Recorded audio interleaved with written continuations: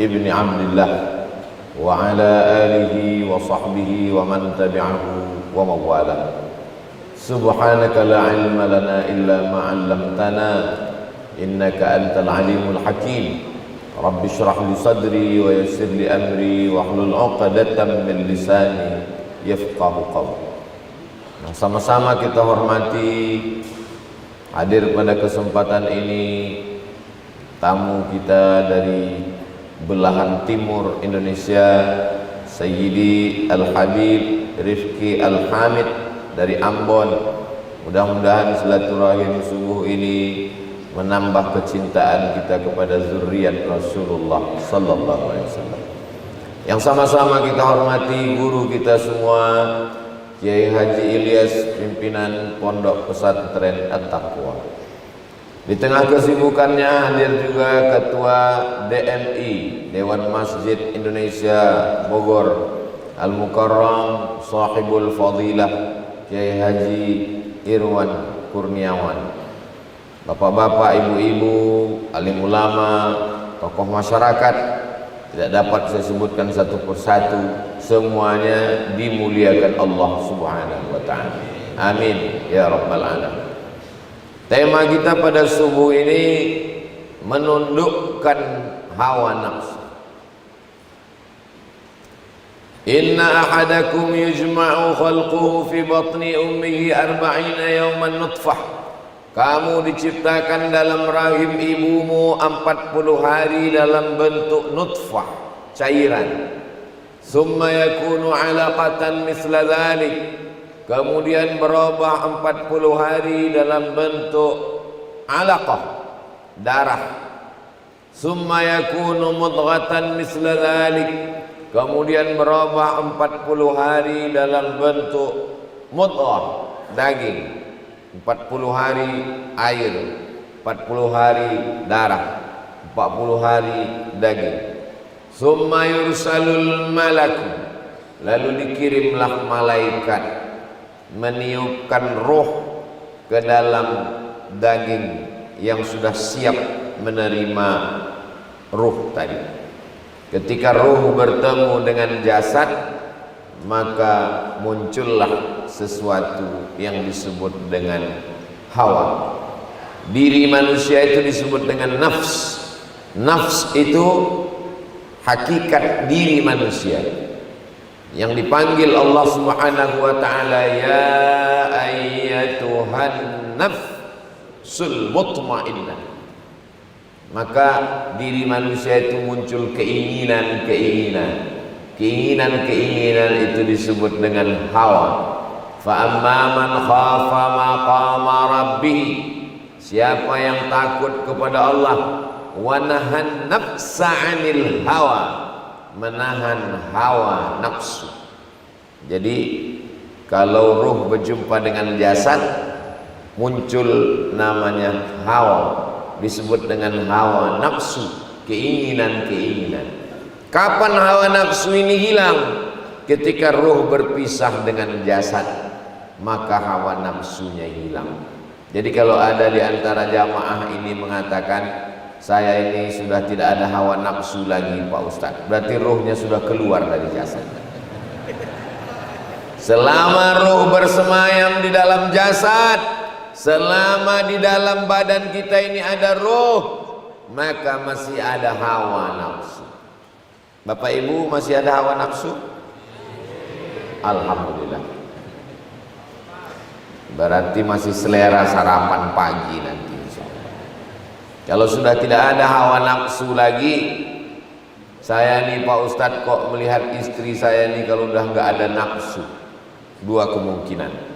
Berarti sudah tidak ada lagi ruh dalam jasad, atau ruhnya masih ada, cuman nafsunya sudah berpindah ke lain.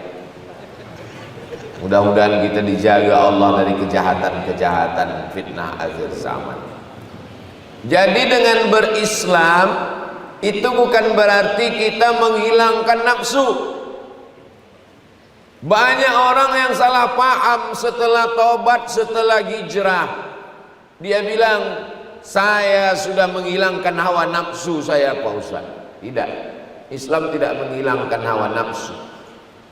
Contoh, ketika roh sudah ketemu dengan jasad, nafsu yang pertama muncul adalah nafsu makan.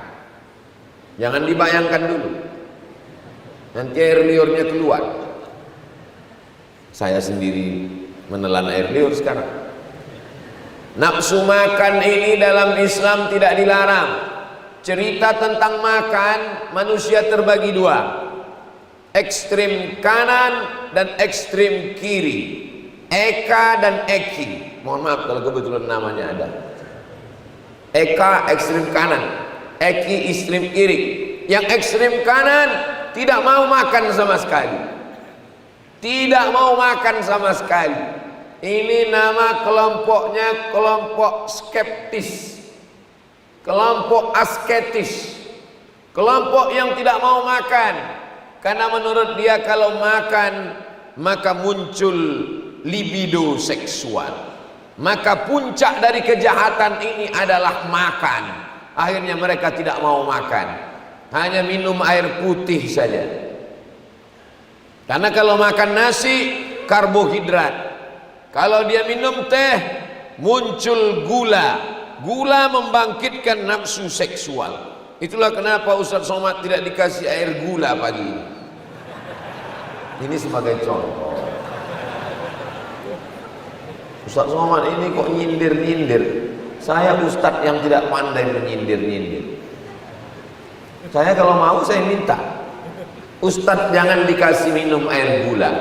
Karena kalau dia minum air gula, Ustadz jarang olahraga, gulanya bertumpuk, akhirnya muncul penyakit namanya diabetes mellitus. Kalau Ustadz Somad ceramah, tenggorokannya panas, suaranya menggelegar. Maka kalau dikasih air gula, ini tenggorokannya bisa sakit. Kalau sayang sama Ustadz, kasihlah air putih seperti Masjid Al-Ittihad. Ini saya nasihatkan panitia-panitia yang lain yang merasa sayang dengan Ustadz Somad, dikasih gula jangan, karena makanan kanker adalah gula. Bagaimana cara membunuh kanker? Jangan kasih gula, maka kanker akan mati. Ustadz kok tahu? Saya dapat videonya kemarin. Jadi maka orang barat itu menyebut dia sebagai white poison. White putih, poison racun. White poison racun putih. Racun putih itu bernama gula. Kalau mau selamat, tinggalkan gula, beralihlah ke air putih yang sehat. Setuju? Awas kalau minum teh manis nanti.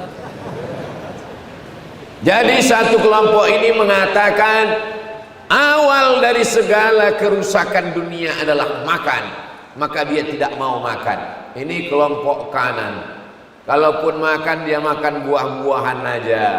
Daging haram, nggak mau makan daging. Makanan berat nggak boleh, karena akan membangkitkan libido seksual. Jadi jahat nanti akhirnya. Ini kelompok kanan. Kelompok kiri adalah lawan dari kelompok kanan. Semua yang ada di dunia ini halal dimakan. Semua yang berkaki empat halal kecuali meja, itu pun karena keras. Oh, meja di sini satu kaki. Semua yang merayap halal dimakan kecuali kereta api. Bagaimana dengan Islam? Islam tidak ekstrim kanan, Islam tidak ekstrim kiri. Wa kadzalika ja'alnakum ummatan wasata. Kami jadikan kamu umat yang pertengahan. Makan, kulu, silakan makan. Ini ngomong-ngomong habis acara ini ada makan itu. Kabar gembira jamaah semua, ada makan bersama selesai acara di rumah masing-masing. Jadi jamaah, silakanlah makan, karena Allah mengatakan kulu, makanlah, wala tusrifu, jangan berlebih-lebihan. Kulu, makanlah.